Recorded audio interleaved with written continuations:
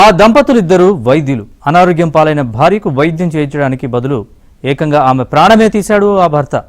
మత్తు ఇంజెక్షన్ ఇచ్చి భార్యను హతమార్చి సహజ మరణంగా కుటుంబ సభ్యుల్ని నమ్మించాడు.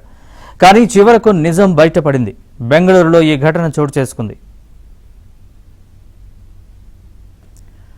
General surgeon doctor Mahendra Reddy, doctor Kritika Reddy 2024 May 26న పెద్దలు వైభవంగా పెళ్లి చేశారు. ఇద్దరూ మారతహళ్లిలో నివాసం ఉన్నారు.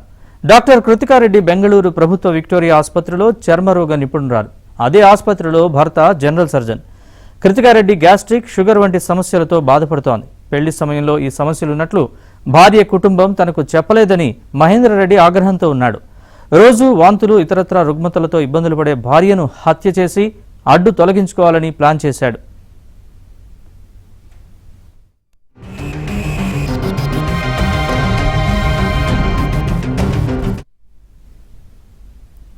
ఇది ఇవాల్టి రెడ్ అలర్ట్. చూస్తూనే ఉండండి ABN.